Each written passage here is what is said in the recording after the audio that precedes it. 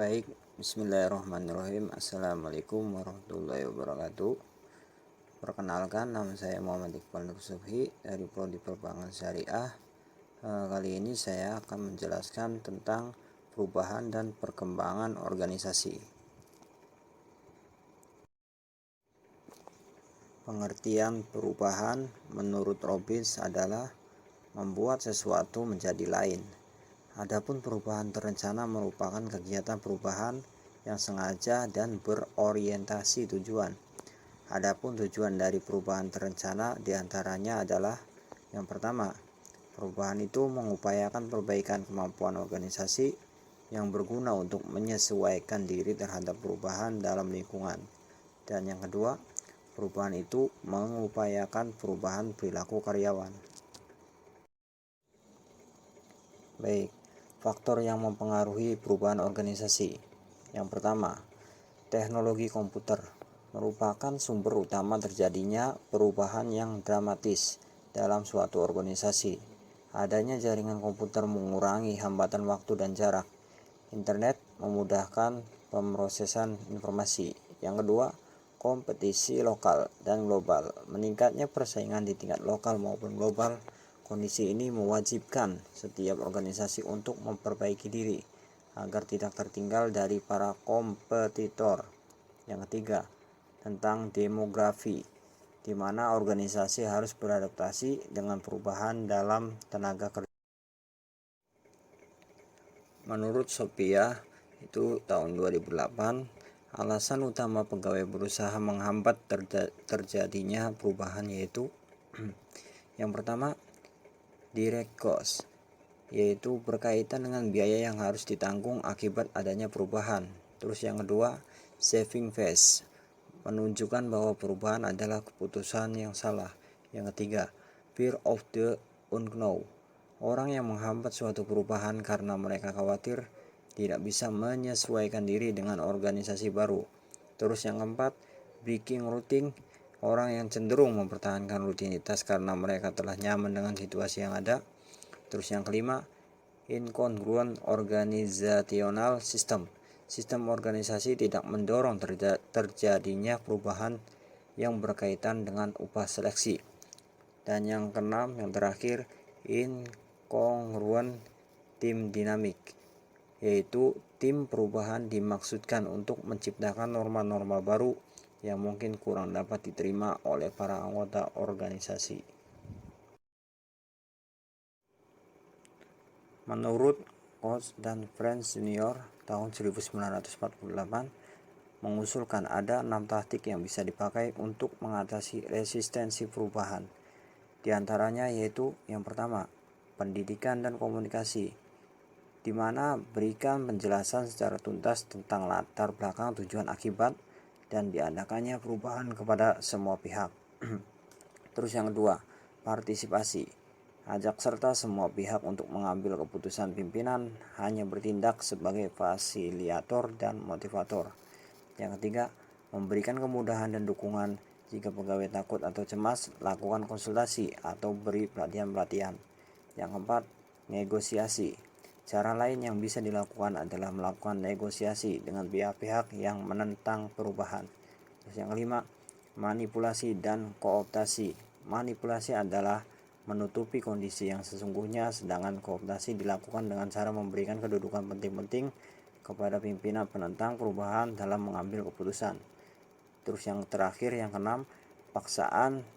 Taktik terakhir adalah paksaan, di mana berikan ancaman dan jatuhkan hukuman kepada siapapun yang menentang dilakukannya sebuah perubahan.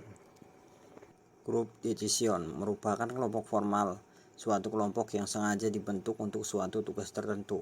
Kelompok formal memiliki fungsi tugas dan fungsi perawatan. Dijelaskan dalam Bijaksana tahun 2014 bahwa dalam grup decision ada 3 bentuk, yakni yang pertama formal group, yang kedua bureaucratic figure, dan yang ketiga informal group circle. Formal group yaitu think tank, artinya sekelompok ilmuwan yang menganalisa kebijakan untuk pemimpin. Yang kedua, bureaucratic figure adalah mereka yang ada di posisi birokrasi, biasanya adalah para menteri di kabinet ataupun para pelaku birokrasi lainnya dalam pemerintahan. Sedangkan yang ketiga, informal group circle adalah mereka yang tidak masuk dalam struktur pemerintahan tetapi memiliki pengaruh, misalnya saja adanya CSIS, Lemhanas, dan lain sebagainya.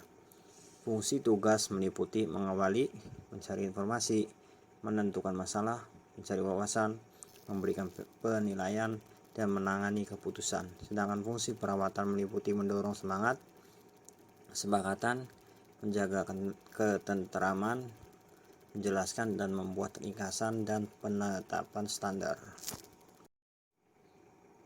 Rifai tahun 2003, menurut beliau, merinci fungsi-fungsi yang harus dilaksanakan oleh seorang pemimpin, yaitu diantaranya sebagai berikut.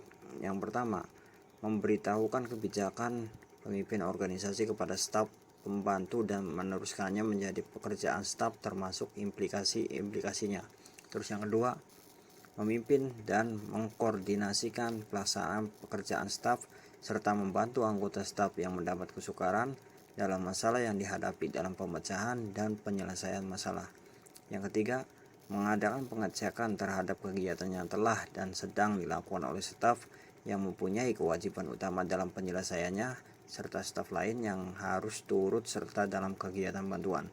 Yang keempat, mengadakan integrasi daripada pekerjaan staf dalam arti menyatukan hasil-hasil pekerjaan staf menjadi suatu kebulatan yang siap diajukan sebagai syarat kepada pemimpin untuk mendapatkan keputusan berdasarkan sistem dan tata cara kerja yang berlaku pada organisasi. Terus yang terakhir, yang kelima, jika keperluan memberikan keterangan dan penjelasan kepada pemimpin tentang perkembangan tugas staf serta keadaan staf sepanjang menyangkut faktor-faktor yang mempengaruhi pelaksanaan tugas masing-masing. Menurut Joshua dan Lodge tahun 1993, grup decision merupakan sebuah kelompok efektif yang memiliki ciri-ciri diantaranya sebagai berikut. Yang pertama, semua anggota kelompok memahami dan menerima tujuan-tujuan kelompok. Yang kedua, suasana kerja santai dan semi formal mungkin apabila lingkungan memungkinkan. Yang ketiga, semua anggota kelompok terlibat dalam memberikan sumbangan kepada pembicaraan.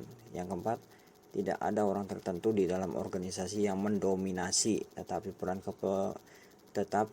kepemimpinan berubah apabila keadaan membutuhkannya.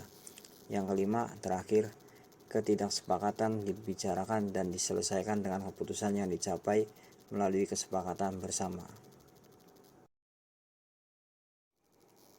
Baik, kesimpulannya adalah perubahan pada dasarnya merubah sesuatu yang ada pada saat ini menjadi sesuatu yang baru, sesuai dengan apa yang diinginkan. Perubahan dalam suatu organisasi dapat dilihat dari 3 tingkatan, yaitu yang pertama perubahan dalam diri individu, yang kedua perubahan dalam lingkungan kerja, dan yang ketiga perubahan organisasi secara keseluruhan. Kemudian terdapat 4 unsur pengubah dalam organisasi, yaitu yang pertama kelompok penekan yang datang dari luar, yang kedua kelompok penekan yang datang dari dalam organisasi itu sendiri, terus kemudian konsultan pengembangan organisasi dari luar, kemudian konsultan pengembangan organisasi dari dalam. Suatu organisasi yang diharapkan berubah dan mengalami perubahan adalah struktur organisasi, teknologi, setting fisik, dan anggota organisasi itu sendiri, baik sikap dan perilaku. Mungkin sekian presentasi dari saya tentang perubahan dan perkembangan dalam organisasi. Kurang lebihnya mohon maaf. Billahi taufik wal hidayah. Wassalamualaikum warahmatullahi wabarakatuh.